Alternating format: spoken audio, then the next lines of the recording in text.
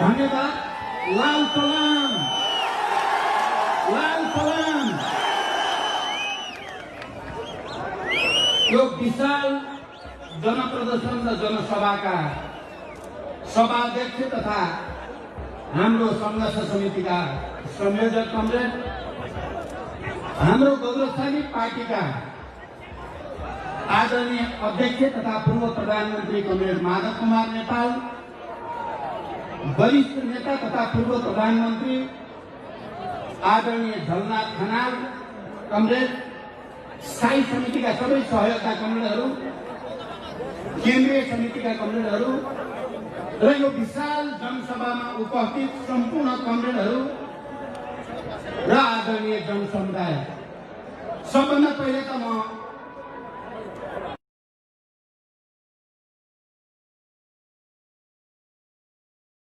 आन्दोलनमा शहादत प्राप्त गर्ने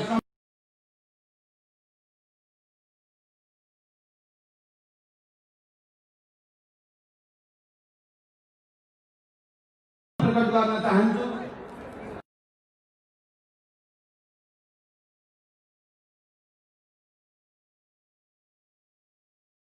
सम्मान व्यक्त गर्न चाहन्छु।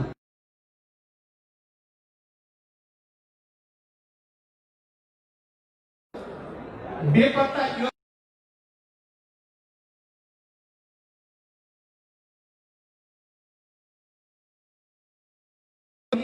हार्दिक सम्मान प्रकट गर्न चाहन्छु। मैले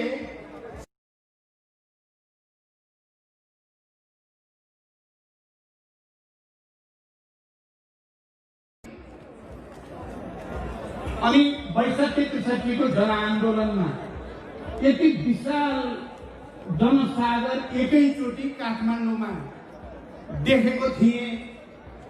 आज झन्डै 12-14 वर्षपछि आज फेरि त्यसरी नै जनसागर काठमाडौँका सडकमा उत्रिएको छ। म एकचोटि तपाईँ सबै जनसमुदायलाई फेरि पार्टीको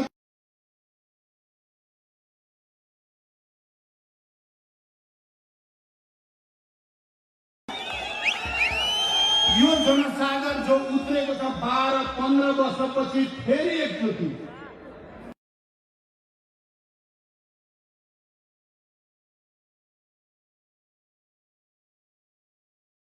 निम्ति यहाँका प्रतिगामीहरूलाई नेपाली जनता जागिसकेका छन्, सुत्नेवाला छैनन् भन्ने कुरा प्रमाणित भएको छ। त्यसको लागि पनि म तपाईहरु सबैलाई हार्दिक धन्यवाद भन्न चाहन्छु। हामीले नेपालमा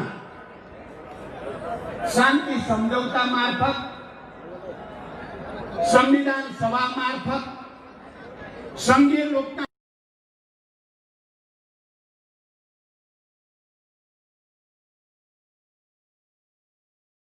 तहको निर्वाचन सम्पन्न गरेर नेपाली जनता विश्वकै नजरमा निकै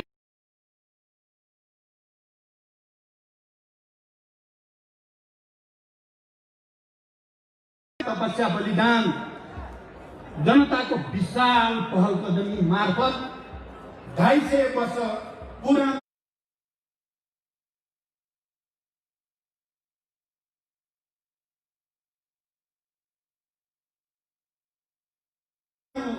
शाहवंशीय राजतन्त्रलाई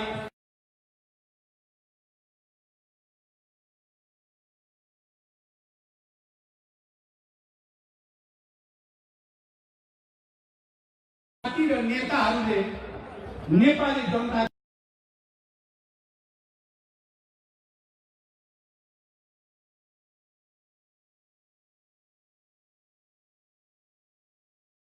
नयाँ ढङ्गले चिन्यो।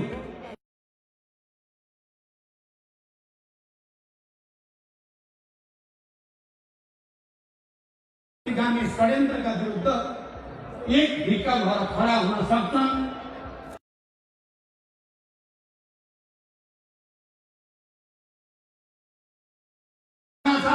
घोडाबाट खसाएर त्यसका विरुद्ध फुटबल खेल्न सक्छन् भन्ने साबित भएको थियो। राजा महाराजाहरूका श्रीपेशहरूलाई झिकेर लात्ताले हान्न सक्छ नेपाली जनताले भन्ने साबित भएको थियो। हामी सबै सम्मानित थियौँ, हामी सबै गौरवान्वित थियौँ। हामीले एउटा युगान्तकारी परिवर्तन ल्यायौँ र हामीले त्यो परिवर्तन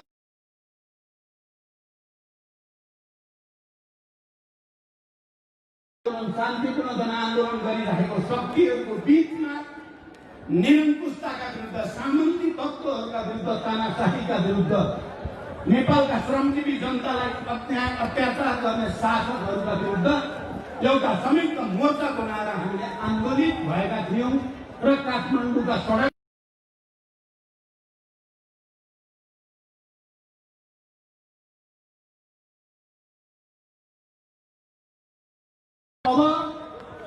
अब हामीले सोच्यौँ, अब हामीले देश निर्माण गर्ने बेला आयो।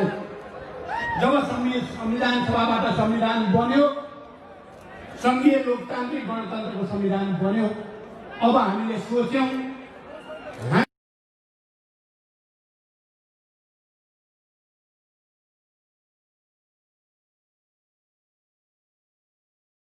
कहिल्यै राजनीतिक अस्थिरता नहोस्, राजनीतिक स्थायित्व सुनिश्चित होस् भन्ने सोच्यौँ र नेपालमा आर्थिक विकासको एउटा नयाँ अभियान सुरु होस्।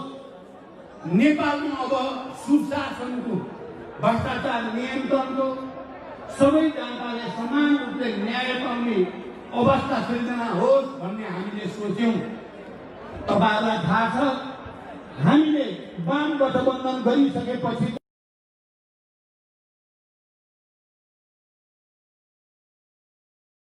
समृद्धिको दशक हुनेछ।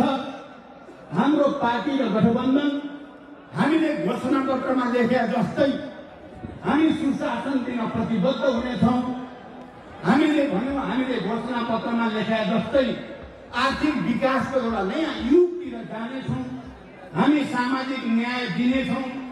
हामी यो देशका सबै उत्पीडित वर्ग, जाति, क्षेत्र, लिङ्ग, समुदाय, के मधेसी, के आदिवासी जनजाति, के दलित, के महिला, के मुस्लिम, के पहाडी, के हिमाली, सबैलाई समान न्याय दिनेछौँ। राष्ट्रिय एकताको नयाँ उदाहरण हामी प्रस्तुत गर्नेछौँ र समृद्ध नेपाल निर्माण, जसरी हामीले संविधानमा लेखेका थियौँ, अबको राज्य समाजवाद उन्मुख राज्य हुनेछ भनेर हामीले भनेका थियौँ। त्यसै अनुसार समाजवादको आधार तयार पार्ने, राष्ट्रिय पुँजीको विकास गर्ने, निजी सहकारी र सार्वजनिक क्षेत्रको सहकार्यबाट एउटा सुन्दर समृद्ध नेपाल निर्माण गर्ने नयाँ युगको हामीले परिकल्पना गरेका थियौँ। आदरणीय जनसमुदाय र पार्टीका कर्मीहरू, आज म तपाईँको अगाडि उभिएर यो मञ्चबाट बोल्दै गर्दा हामीले ती सपनाहरूलाई गएको 3 वर्षमा पुरा गर्न सकेनौँ। मैले त सोचे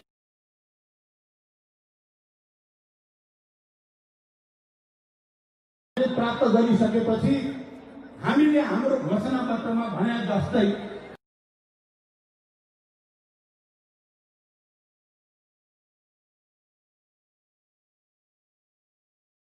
सबै उत्पीडित वर्ग, जाति, क्षेत्र, लिङ्ग, समुदायले राहत पाउनेछन्। सबै अप्ठ्यारोमा हाम्रो कम्युनिस्ट पार्टीको नेतृत्वको सरकारले राज्यको तर्फबाट सबैलाई राहत दिनेछ भन्ने हामीले सोचेका थियौँ।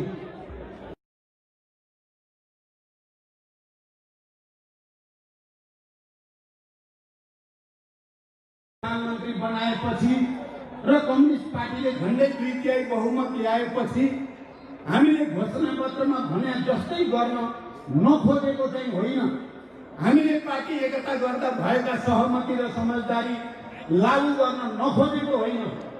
सुरुदेखि नै हामीलाई आवाज भएको थियो, केपीजीले सहमति गर्ने, कार्यान्वयन एउटा पनि नगर्ने, सहमति जे पनि गरिदिने प्रधानमन्त्री पाउनको लागि, तर सत्ता प्राप्त गरेपछि एउटा पनि सहमति कार्यान्वयन नगर्ने लक्षण देखिएकै थियो। हामीले त्यसका विरुद्ध बहस सङ्घर्ष गरेका पनि थियौँ। तर म आज यो ऐतिहासिक मञ्चमा खडा भएर के भन्न चाहन्छु भने हामीले यो 3 वर्षमा केपीलाई कहलाउन सकेनौँ।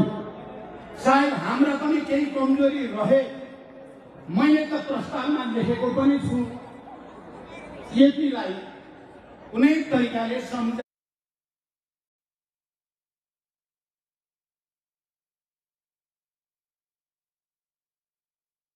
बुझाइ फकाइ गरेर अलि उदारतापूर्वक कतिपय उहाँका कुरा मानिदिएपछि को ठिक हुने हो कि पार्टी पनि बच्ने देश पनि अगाडि जाने हो कि भन्ने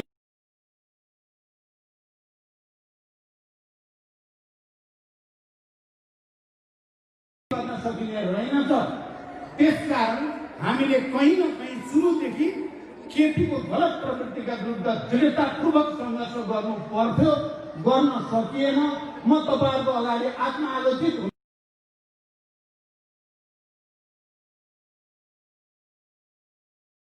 विधान नमान्ने मात्रै होइन, पार्टीभित्र भएका सहमतिहरू नमान्ने मात्रै होइन, देशको संविधानै नमान्ने, संघीय लोकतान्त्रिक गणतन्त्रै नमान्ने र विध्वंसतिर जाने जो काम भयो, हामीले अब केपी ओलीलाई मात्रै दोष दिएर हामी चोखै हुन्छौँ जस्तो मलाई लागेको छैन। म तपाईँ जनसमुदायलाई साक्षी राखेर के प्रतिज्ञा गर्न चाहन्छु भने अब हामी त्यस्तो केपी प्रवृत्ति जस्तो प्रवृत्तिप्रति उदार भएर भित्रभित्र सङ्घर्ष गर्ने अनि उनको लागि काम गर्न, उनको प्रवृत्तिलाई अगाडि बढ्न दिने त्यस्तो खालको भुल अब हामी गर्ने छैनौँ। म तपाईहरुको अगाडि प्रतिबद्धता र संकल्प व्यक्त गर्न चाहन्छु। त्यसो गरेर फाइदा हुँदो रहेन त प्रमाणित भयो। हामीले सुरुदेखि भएको सहमतिलाई दायाँ बायाँ हुन नदिएको भए सायद केपी बेलैमा नाङ्गिन्थ्यो कि बेलैमा केपीलाई एक्सपोज गर्न सकिन्थ्यो कि आज फर्केर हेर्दा मलाई त्यो लाग्छ। तर हाम्रो कमजोरीलाई, हाम्रो उदारतालाई कमजोरी ठानेर केपीले जुन दुस्साहस अहिले गरेका छन्, हामी अन्ततः तपाईहरुको अगाडि आउन बाध्य भयौँ। मैले र माधवजीले या झलनाथ खनालजीले र नारायण काजी श्रेष्ठले या सचिवालय र स्थायी समितिमा सङ्घर्ष नगरेको चाहिँ होइन, तर हाम्रो सङ्घर्षले मात्रै केपीको निरङ्कुशता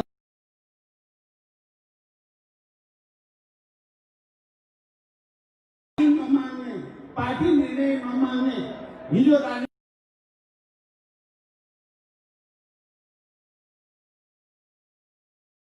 सच्याउन सकिएन। हाम्रा पनि समीक्षा गर्नुपर्ने भयो। तर हामी राष्ट्रप्रति इमानदार छौँ, थियौँ, छौँ। हामी तपाईँ जनसमुदायप्रति इमानदार थियौँ, छौँ। हामी तपाईँहरूकै छोराछोरीको हैसियतले हामी गलत सम्झौता गर्नुभन्दा प्रतिगमनका विरुद्ध, प्रतिक्रान्तिका विरुद्ध जनसमुदायमा जानु, किनकि यो परिवर्तन जनताले ल्याएको हो। संघीय लोकतान्त्रिक गणतन्त्र जनताको बलले आएको, हामी जनतामै जानुपर्छ भएर आज हामी फेरि तपाईँहरूलाई गुहार भन्न आएका छौँ। तपाईँहरूको यो अपार जनसागरले के साबित गर्यो भने नेपाली जनताको सैद्धान्तिक राजनीतिक जागरण, नेपाली जनताको चेतना, नेपाली जनताको प्रतिक्रान्ति विरोधी विद्रोही भावना घटेको छैन। जुनसुकै किसिमको प्रतिगमनलाई परास्त गर्नको लागि नेपाली जनता अहिले पनि उत्तिकै दृढ छ जति ६२-६३ को जनआन्दोलनमा थियो भन्ने देखिएको छ। यस अर्थमा म तपाईँलाई फेरि सलाम गर्न चाहन्छु।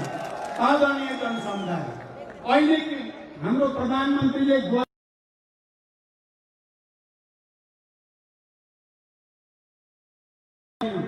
गहिरोमा के भन्न चाहन्छु, उनले संसद गर्नै नपाइने, संविधानमा हुँदै नभएको अधिकार प्रयोग गरेर विघटन गरेको संसद मात्रै होइन। आदरणीय जनसमुदाय, उनले विघटन गरे संविधानलाई, उनले विघटन गरे संघीय लोकतान्त्रिक गणतन्त्रलाई। त्यति मात्रै होइन, संघीय लोकतान्त्रिक गणतन्त्र र संविधान सभाको संविधान नेपालको ऐतिहासिक शान्ति प्रक्रियासँग पनि जोडिएको छ।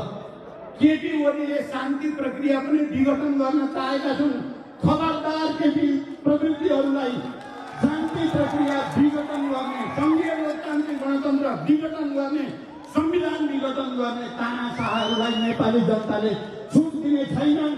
आजको यो विशाल उपस्थिति त्यसको प्रमाण हो। आज देशैभरि जुन जागरण जनतामा देखिएको छ प्रतिगमनका विरुद्ध, प्रतिक्रान्तिका विरुद्ध, निरङ्कुशताका विरुद्ध र तानाशाहीका विरुद्ध, यसले देखाएको छ नेपाली जनता शान्ति, संविधान, लोकतन्त्र, गणतन्त्र र अनि विकास र समृद्धिको निम्ति आज पनि त्यत्तिकै जागरुक छन्, त्यत्तिकै प्रतिबद्ध छन्। दोस्रो, तेस्रो म के भन्न चाहन्छु भने अहिले यो विघटनका विरुद्ध देशको कुनै पनि संविधानविद यो विघटन ठिक हो भन्ने मान्छे मैले चाहिँ देखाएको छैन। के हिजोका पूर्व प्रधान न्यायाधीशजीहरू, संविधानविदहरू, कानुनविदहरू, लेखक, कलाकार, बुद्धिजीवीहरू, साहित्यकारहरू, नागरिक समाज, मानवाधिकारवादी, सबै सम्पूर्ण पत्रकारहरू, मिडिया जगत सिंगै यो प्रतिगमनका विरुद्ध खडा भएको छ। सिंगै राष्ट्र खडा छ। हिजो ६२-६३मा पनि नागरिक अगुवाहरूले खेलेको भूमिका इतिहासमा राम्रै स्थापित छ। अहिले पनि ती नागरिक अगुवाहरू यो प्रतिगमनका विरुद्ध खडा छन्। हिजो पत्रकारहरूले गणतन्त्रको पक्षमा, शान्ति प्रक्रियाको पक्षमा, शान्ति सम्झौताको पक्षमा र अनि संविधान सभाको पक्षमा पत्रकारहरूले खेलेको भूमिका इतिहासका अक्षरमा नमेटिने गरी लेखिएको छ। अहिले पनि पत्रकार जगत सिंगै यो विघटन र विषय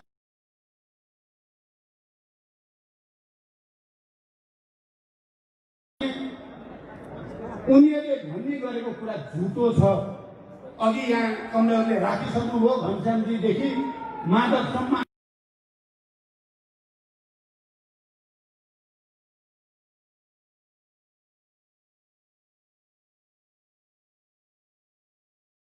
सबै विवेकशील, इमानदार, राष्ट्रभक्त सबै समुदायहरू एक ठाउँमा केन्द्रित भएको छ र यो प्रतिगमनका विरुद्ध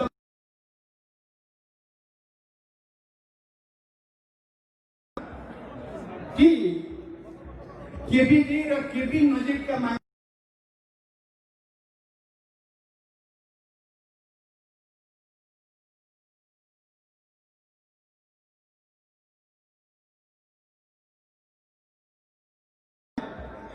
नयाँ सेटिङ, जनताको पक्षमा सेटिङ खडा हुन्छ भन्ने विश्वास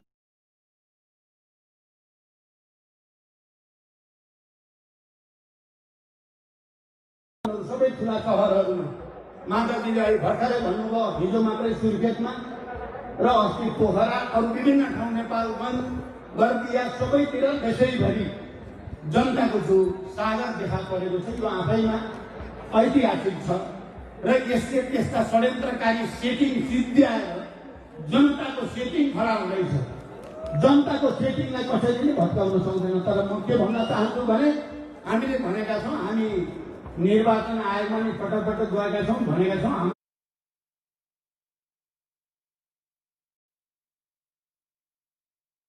भरोसा छ। हामीले अदालतप्रति भरोसा गरेका छौँ। यो संघीय लोकतान्त्रिक गणतन्त्र पछिको संविधान सभाबाट बनेको संविधान पछिको अदालत हो, निर्वाचन आयोग हो, संवैधानिक आयोग हो। केपीको सनदको भरमा उनको निरङ्कुशतालाई कसैले पनि साथ दिन्छ भनेर हामीले भरोसा गर्दैनौँ। तर आज काठमाडौँका सडकमा उर्लेको जनसागर हाम्रो अदालतले पनि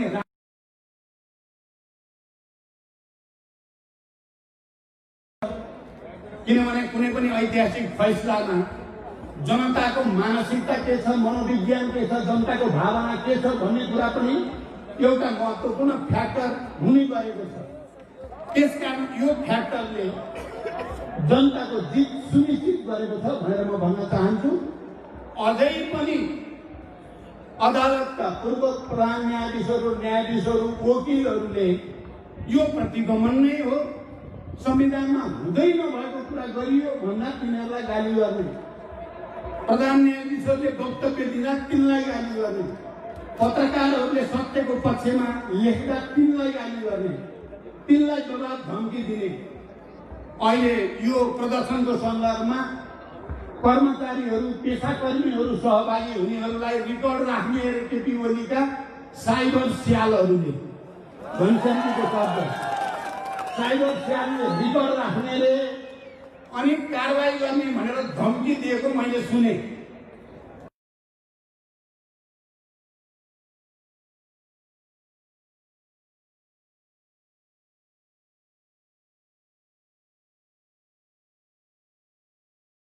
विभिन्न व्यवसायीहरूको नि रिकर्ड राख्ने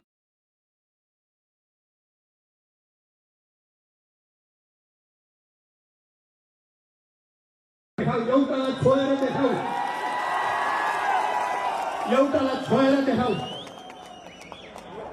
र म सबै कर्मचारी साथीहरू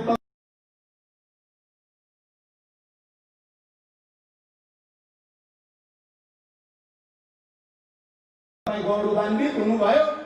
नडराउनुहोस्, तपाईहरूलाई चिचिक्क रौँ मात्रै हल्यो भने पनि त्यसको संरक्षण हामी गर्नेछौँ। भोलिको सरकार फेरि पनि जनताको सरकार हो, छिटै जनताको सरकार आउनेवाला छ। त्यो सरकारले कारबाही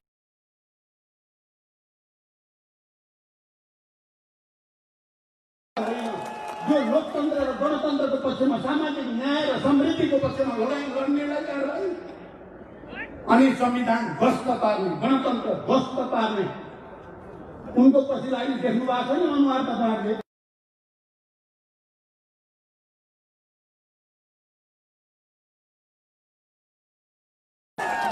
तपाईँले यो नि थाहा पाउनु भएको नि केही हिजो पूर्व माओवादी भनेका छुट्ने आउने जाने आउने जाने गरेका केही चाहिँ अहिले खरानी बसेर चिन्नै नसक्ने भएको छ। केपी के ओरिजिनल केपीका चाहिँ साइबर स्याल भन्दा यो भगौडाहरू चाहिँ यति धेरै खरानी बसेको देखेर मलाई त लाजै लागेको छ। त्यसकारण यो चल्नेवाला छैन। कर्मचारी साथीहरू तपाईँ ढुक्क भएर अगाडि बढ्नुहोस्।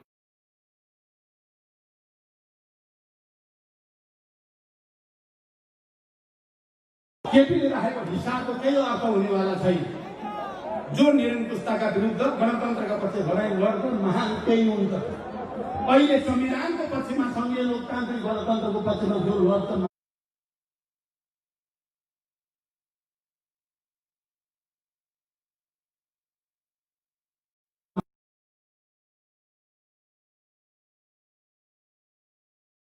थोरै राखेर टुङ्ग्याउन चाहन्छु। हामीले पार्टी त्यस्तो बनाउन चाहेका छौँ जो सिद्धान्तमा आधारित होस्, मार्क्सवाद लेनिनवादमा साँचो अर्थमा आधारित पार्टी, त्यसको निर्देशनमा चल्ने पार्टी बनाउन चाहन्छौँ।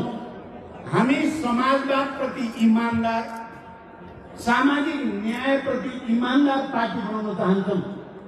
हामी जनवादी केन्द्रीयतामा चल्ने पार्टी बनाउन चाहन्छौँ। हामी संगठनात्मक विधि पद्धतिमा चल्ने पार्टी बनाउन चाहन्छौँ। हामी नेपाली जनतालाई खुसी दिन, नेपाली जनता अझ श्रमजीवी जनतालाई राहत दिने सक्ने र त्यसको नेतृत्व गर्ने पार्टी बनाउन चाहन्छौँ। हामी सामाजिक न्याय सहित निजी सहकारीसँग राम्रो सहकार्य गरेर, सार्वजनिक क्षेत्रसँग सहकार्य गरेर समाजवादको नेपाली मोडेल बनाउन चाहन्छौँ।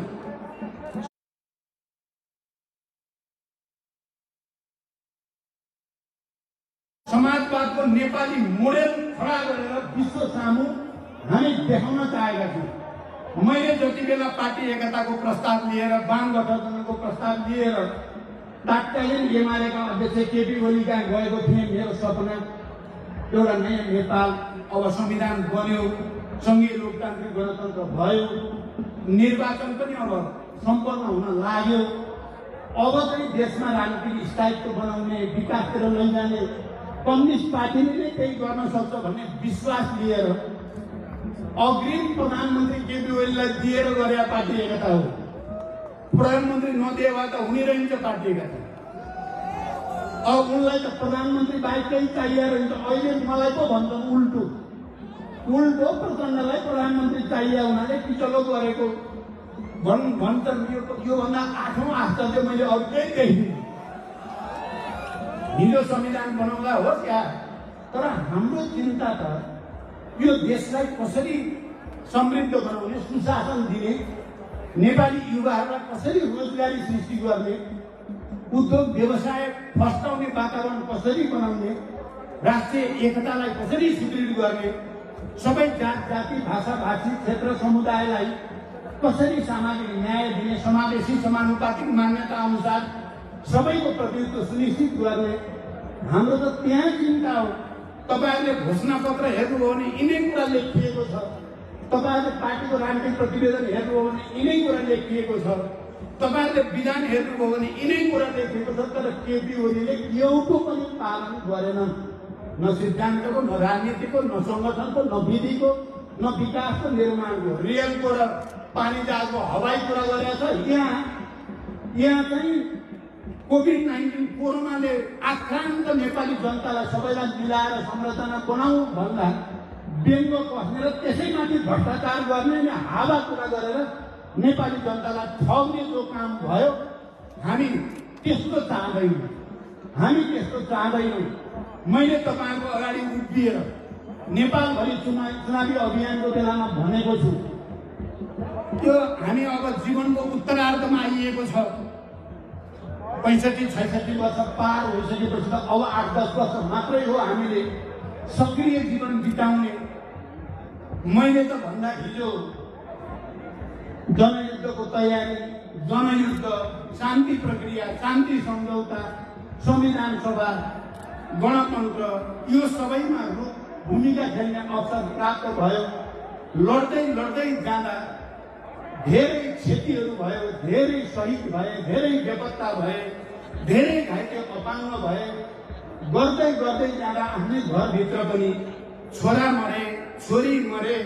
अब मेरो अगाडि के बाँकी रह्यो त जीवनको सपना भन्दा अब नेपाल र नेपाली जनतालाई सामाजिक न्याय दिने, समृद्धि दिने, नयाँ मोडेलको समाजवाद दिने मेरो बाँकी जीवन यसैको निम्ति समर्पित छ भनेको थिएँ। तर प्यारा दिदीबहिनी दाजुभाइहरू, यो केपी ओली भन्ने कस्तो जातका मान्छे फेला पर्यो भने उनलाई अहिले 1 नम्बर अपराधी नेपालको प्रचण्डै हो भन्ने लाग्छ। र उनको मिसन, उनको अहिले एकमात्र मिसन के भएको छ? राजावादीसँग मिलेर होस्, दक्षिणपन्थीसँग मिलेर होस्, जोसँग मिलेर होस् प्रचण्ड सिद्ध्याउने अनि माधवी र मेरो बिचमा फाटो पार्ने। अनेक खालका केही छैन, फाटो पार्ने अनेक षड्यन्त्रहरू भइराखेका छन्। मैले यो कुरा नजिकबाट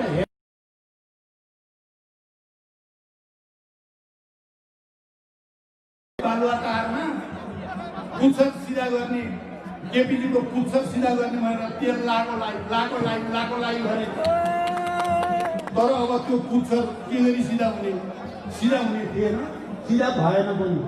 त्यो काम हामी सबैले पनि गर्न खोज्यौँ, हुने कुरा थिएन। त्यसकारण अन्ततः यो प्रवृत्तिका विरुद्ध सङ्घर्ष गर्नुको अर्को कुनै विकल्प थिएन र यो सङ्घर्ष गर्न हामी तपाईहरुसँगै आउनु पर्थ्यो। तपाईहरु बिना यो सफल हुने कुरा थिएन। हामी एकजना नेता मात्रै पुरा गर्न सकेनौँ। मैले यसमा आत्मालोचना गरि नै सकेको छु। तर जनता साथमा भइसकेपछि फेरि इतिहासको कुनै पनि ताकतले हामीलाई हराउन सक्दैन। यो कुरा पनि पटक प्रमाणित भएको छ। मैले अहिले यो प्रतिगमनका विरुद्ध आवाज उठाउने सबै जनसमुदायप्रति हार्दिक बधाई र धन्यवाद भन्न चाहन्छु।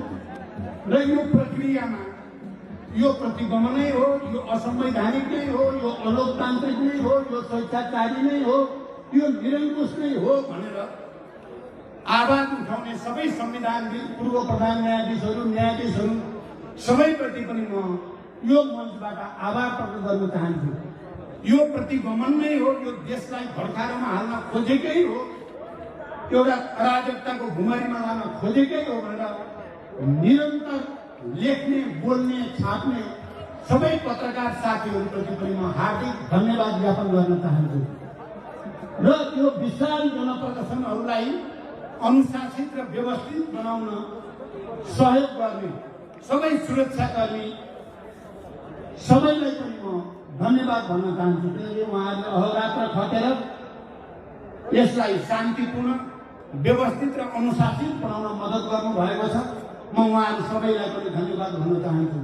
ती सबै कर्मचारी र कर्मचारी तन्त्रमा काम गर्ने सबै मित्रहरूलाई पनि म धन्यवाद भन्न चाहन्छु, जसले केपी ओलीको दबाब, धम्की र प्रलोभनलाई छिचोलेर त्यसको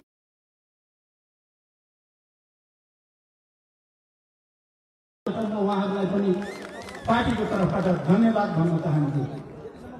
हामी के देख्छौँ भने कोही पनि नेपाली जनता, कोही पनि बुद्धिजीवी, सांस्कृतिक कर्मी जसले यो शान्ति बनिराखोस् भनेर प्रतिगमनका विरुद्ध आवाज उठाउनु भएको छ, ती सबै कलाकर्मी, साहित्यकार, नागरिक समाज, मानवाधिकारवादी सबैलाई पनि म यो मञ्चबाट धन्यवाद दिन चाहन्छु।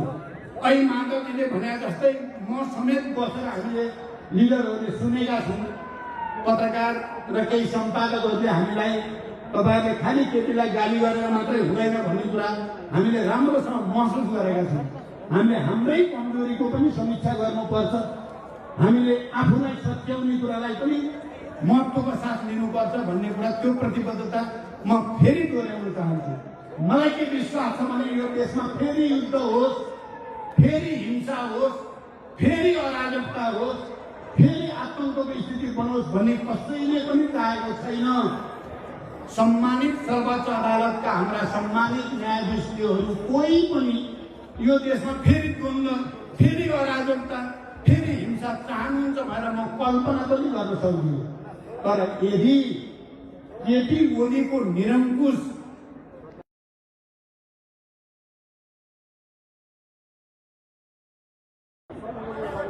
म त अब फेरि युद्धमा जाने कुरा पनि छैन, फेरि हिंसाको कुरा पनि छैन। शान्तिपूर्ण बहुदलीय प्रतिस्पर्धामा कमिटमेन्टको साथ तीनवटा चुनाव हामी लडिसक्यौँ। यहाँ म त्यो भाषा मेरो छैन, शान्तिपूर्ण नै हो। यदि त्यसो भयो भने शान्तिपूर्ण रूपले यसरी नै जनता लाखौँ लाख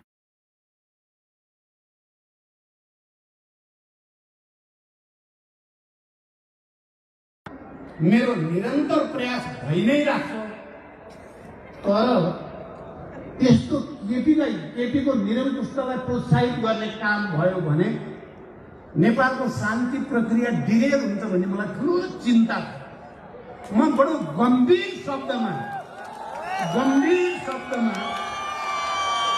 म सबैलाई अपिल गर्न चाहन्छु, यो देशलाई बर्बाद हुने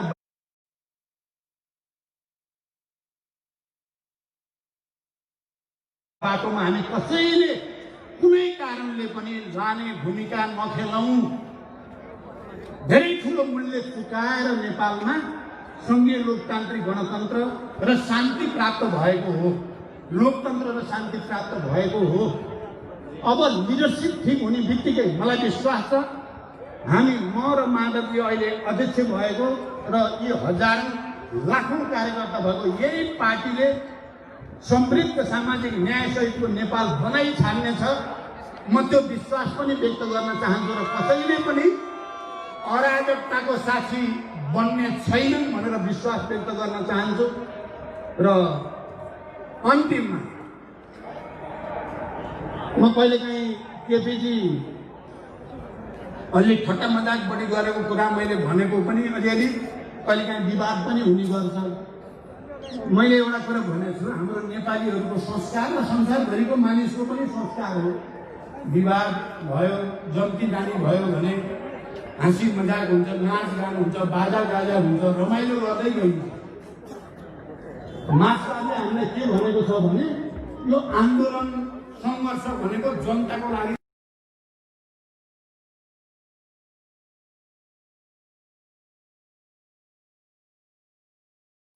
त्यहाँ नाचगान हुन्छ, जोस हुन्छ, आवेग हुन्छ, रमाइलो हुन्छ। तर हाम्रो केपीजी आन्दोलन भएपछि उहाँ रुन थाल्नुहुन्छ। कुरा गर्नु केपीजीको चाहिँ अस्ति पैसठी त्यसरी गणतन्त्रको आन्दोलनमा माधवजीले मलाई धेरैचोटि भन्नुभएको छ, धर्माजीले सबैले गणतन्त्रको आन्दोलन हुनु हुँदैन भने नोट अफ डिसेन्ट लेख्न लगाउने मान्छे हुनुहुँदो रहेछ केपी ओली, गणतन्त्र हुनुहुन्न भनेर। आन्दोलन भयो भने चाहिँ त्यसको विरुद्ध खडा हुनुहुन्छ। संहिताको त अहिले विरोधै गर्नुभएको छ, भाटिदिन्छु खुसी भत्काइदिन्छु सबै भन्नुहुन्छ, अब त संविधान भत्काइहाल्नु भयो। अनि जब घरमा कोही मर्छ, बा आमा छोराछोरी कोही, त गाउँ टोल नै शोकमग्न हुन्छ, सबैले एकले अर्कालाई ढाडस दिन्छन्। अब केटीको पानी केयर गरौँ, त्यो बेलामा हाँस्नु, उहाँलाई हाँसो आउँदो रहेछ। अहिले संविधान आइसियुमा छ, मर्ने हो कि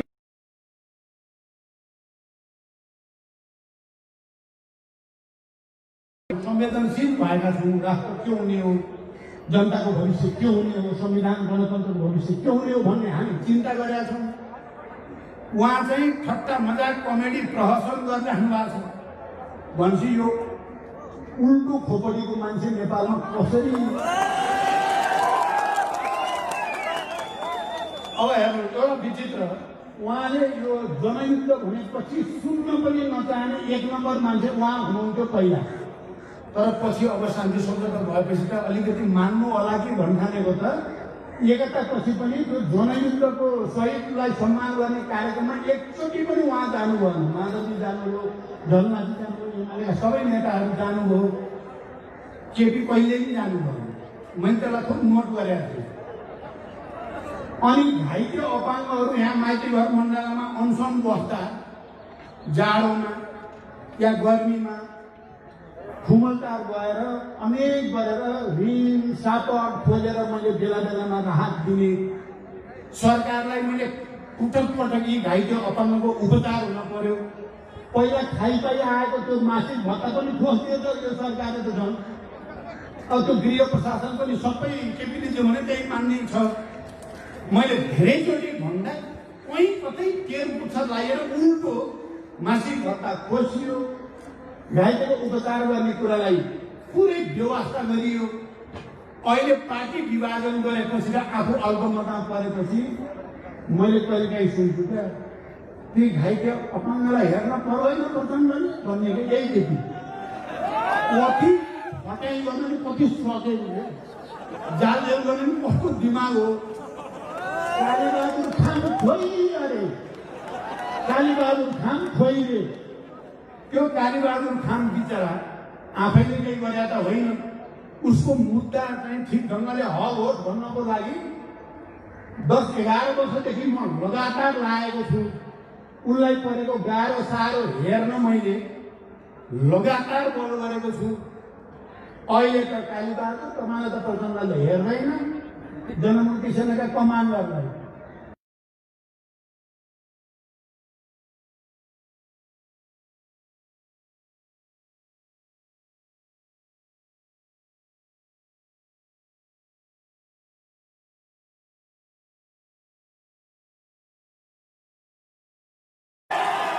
योभन्दा लाजमर्दो अरू हुन्छ। प्रचण्डले जनमुक्ति सेना नहेर्ने केपीले लाजै। त्यसो भएर जनमुक्ति सेनाका सबै कमान्डर योद्धा घाइते साथीहरू भ्रमित नहुनु होला। तपाईँहरूको रगत पसिना र बलिदानले नेपाललाई सङ्घीय लोकतान्त्रिक गणतन्त्र बनाउन ऐतिहासिक भूमिका खेलेको छ। इतिहासको स्वर्णिम अक्षरमा तपाईँहरूको नाम लेखिसकेको छ। त्यसलाई कालो कोट्ने काम हामी कोही नगरौँ, त्यसमा कालो कोट्ने काम नगरौँ। म यो अपिल पनि गर्न चाहन्छु र सबैलाई फेरि एकचोटि प्रतिगमनका विरुद्ध, असंवैधानिक र अलोकतान्त्रिक निरङ्कुश कदमका विरुद्ध एकजुट भएर अगाडि बढ्ने सबैलाई फेरि धन्यवाद दिँदै र हामी एउटा नयाँ पार्टी बनाउने, नयाँ समाज र समृद्ध समाज बनाउने, नयाँ